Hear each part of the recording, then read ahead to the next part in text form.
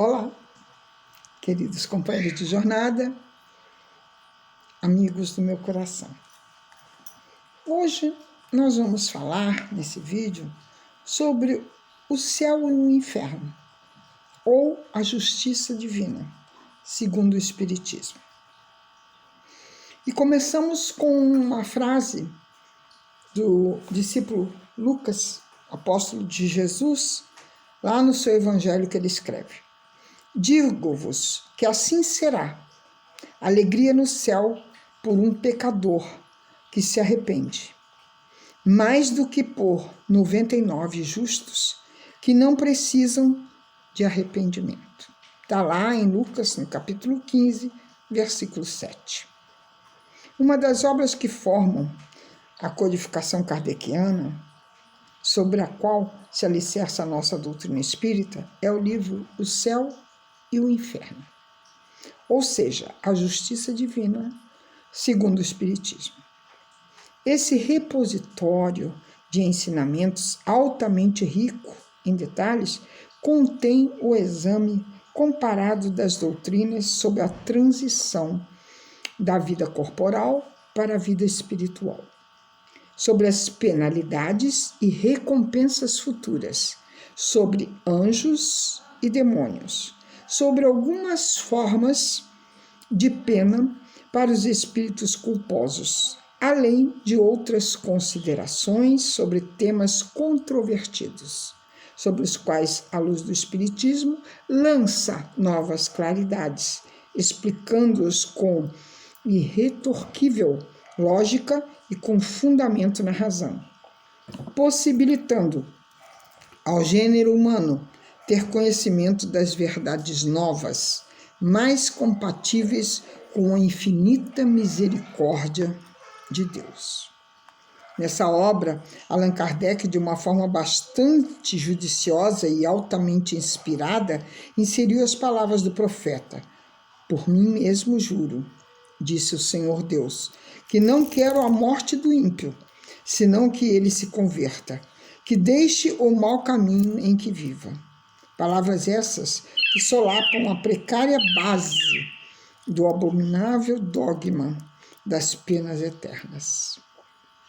Além de comprovarem isso tudo, aquilo que o Espiritismo apregou sobre a magnanimidade, a bondade, a misericórdia da justiça divina, que faz o sol brilhar sobre homens bons e maus, e a chuva beneficiar a justos e injustos, em cujas entrelinhas nós antevemos que todos os homens caminham para a sua redenção espiritual. E que, em outras palavras, poderíamos dizer que significa a aproximação da criatura ao seu Criador. Vamos assim dizendo as palavras que lá diz: "O porvir e o nada faz indagações dizendo, mas deixando a terra, para onde vamos? Após a morte, o que seremos? Estaremos melhor ou pior? Existiremos ou não? Ser ou não ser, tal a alternativa? Para sempre ou para nunca mais? Para tudo ou para o nada? Viveremos eternamente ou tudo vai se aniquilar de uma só vez?" E ali está sendo respondida nessa obra, igualmente. Todas as religiões admitiram igualmente o princípio da felicidade ou da infelicidade da alma. Após a morte, ou por outra, as penas e os gozos futuros, que se resumem na doutrina do céu e inferno, encontrados em toda parte. No que elas diferem essencialmente é quanto à natureza, as penas e os gozos, principalmente sobre as condições determinantes de uma e de outra. Daí os pontos de fé contraditórios, dando origem a cultos diferentes, e os deveres impostos por estes consecutivamente para honrar Deus e alcançar com este meio o céu, evitando assim o inferno. Nesse livro são abordados temas de relevante importância para a humanidade, tais como o céu, os limbos, o purgatório e o inferno, dando a este uma constituição bem diversa daqueles que é aceita e proclamada por várias teologias e seitas. O purgatório e os limbos são criações humanas, que não são corroboradas pelo Evangelho. Jesus e seus apóstolos jamais falaram sobre eles. Quanto ao inferno e o céu, não são lugares geograficamente localizados, limitados, porque eles não passam de estados conscienciais. Vamos entender bem isso. Admitindo o céu e o inferno, muitas seitas cristãs foram levadas a não aceitar para as almas mais do que duas situações extremas: a felicidade perfeita e o sofrimento absoluto, ambos de natureza eterna. Na obra, nosso querido Kardec, com uma abundância de detalhes, vai nos mostrar a questão da existência de anjos e demônios, demonstrando que Deus é a perfeição absoluta. Jamais poderia ter criado pessoas angelicais com todos os atributos da perfeição sem nada terem feito para merecerem esse privilégio.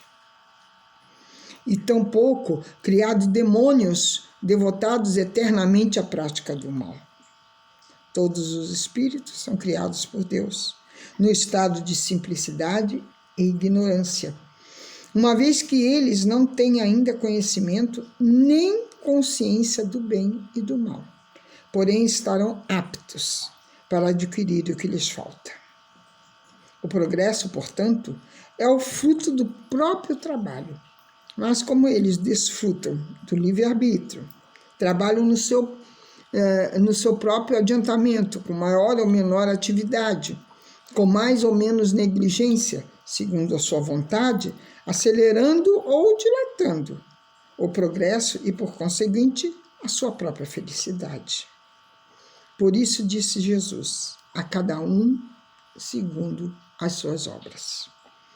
E após discorrer sobre essas penas eternas, afirmando que elas já fizeram a sua época e que não é necessário ser profeta para prever o seu próximo fim, Kardec descreve de uma maneira prolixa a situação dos espíritos desencarnados que se comunicaram após o regresso ao mundo espiritual. Para atingir esse objetivo, o codificador fez uma série de pesquisas, catalogando os seguintes casos: espíritos felizes, espíritos em condições medianas, espíritos sofredores, suicidas, criminosos arrependidos, espíritos endurecidos e espíritos que descreveram as fases de suas expiações terrenas. Portanto, é muito importante que conheçamos essa obra, O Céu e o Inferno. Vai nos fortalecer muito esse intercâmbio entre o céu e a terra. Vai nos fortalecer muito no trabalho que temos que ter da nossa reforma íntima de nos melhorarmos. E muito mais na lei de ação e reação. A semeadura é livre, mas a colheita ela é obrigatória. Que possamos entender esse livro, O Céu e o Inferno, e fazer o melhor enquanto aqui estamos.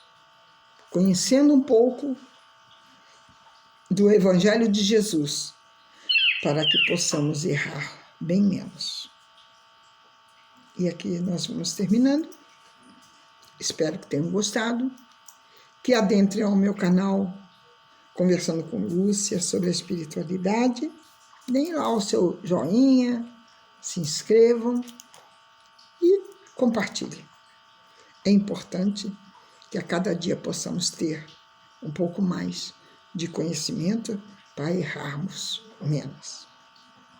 Que o nosso Mestre Jesus possa estar nos fortalecendo na nossa vontade, no nosso querer, para vencermos todos os obstáculos que estarão à nossa frente. Como lembrando sempre ao nosso companheiro Gandhi, o maior vencedor é aquele que vence a si mesmo. Fiquem na paz, fiquem na luz. Que assim seja.